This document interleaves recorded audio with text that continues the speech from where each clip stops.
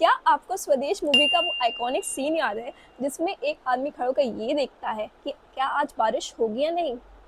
अब Indian commodity derivative market में भी ये होने वाला है। जी हाँ, एनसीडीएक्स ने इंडिया का first ever weather derivative contract launch किया है जिसका नाम है रेन मुंबई और ये 29 मई से लाइव होगा। इस डेरिवेटिव कॉन्ट्रैक्ट में जितना एक्सपेक्टेड रेनफॉल से डेविएशन होगा उतना आप गेन और लॉस इसमें बुक कर सकते हैं। ये एक्सपेक्टेड रेनफॉल का डेटा आईएमडी ने प्रीवियस 30 ईयर्स के मुंबई के रेनफॉल ट्रेंड को लेके बनाया है। इस डेरिवेटिव कॉन्ट्रैक्ट को इंट्रोड्यूस करने का पर्पस है कि जो अनएक्सपेक्टेड रेनफॉल होता है उससे कंपनी रिस्क हेज कर सके। ये डेरिवेटिव कॉन्ट्रैक्ट इंडस्ट्री जैसे agriculture, power, construction, insurance, banks with agriculture loan, farmers, इनके लिए बेनिफिशियल साबित हो सकती है। अच्छा, तो ये काम कैसे करता है ये समझते हैं।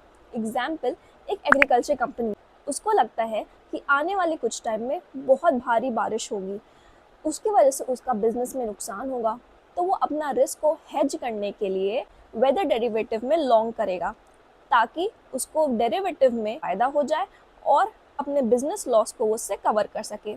एक और एग्जाम्पल समझते हैं। मानिए उसी एग्रीकल्चर कंपनी को लगता है कि इस साल बारिश नहीं होगी, उसकी वजह से उनकी फसल खराब होगी, तो वो इन डेरिवेटिव कॉन्ट्रैक्ट को शॉर्ट कर सकते हैं ताकि वो डेरिवेटिव के थ्रू अपने बिजनेस रिस्क को हेज कर सके। तमिलनाडु में बैठे किसान को कैसे पता कि मुंबई में बारिश होगी या नहीं? लोगों के मन में बहुत डाउट है, पर इसको एक ऐसे नज़रिए से देखिए। क्रूड ऑयल डेरिवेटिव कॉन्ट्रैक्ट में भी हम ट्रेड करते हैं, पर हमें तो नहीं पता होता कि वहाँ के ऑयल रिजर्व्स में क्या हो रहा है।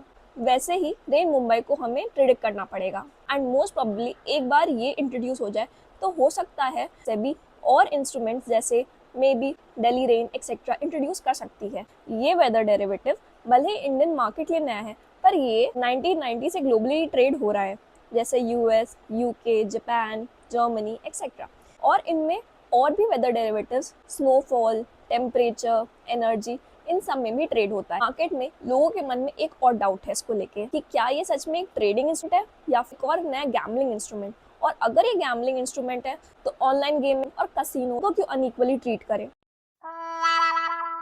तो इसमें मेरा एक सिंपल आंसर रहेगा, अगर बिजनेस इसको as a risk management tool use करती है तब ये एक अच्छा हेजिंग इंस्ट्रूमेंट होगा। बट अगर कोई पर्सन जिनके पास कोई अंडरलाइंग वेदर रिलेटेड एसेट नहीं है वो उसको यूज करे तब ये प्योर स्पेकुलेशन होगा। विद दिस हम वीडियो के एंड में पहुंचते हैं और कमेंट में आप मुझे ये बताइए कि आपको क्या लगता है कि ये वेदर डेरिवेटिव हिट होगा या मिस होगा।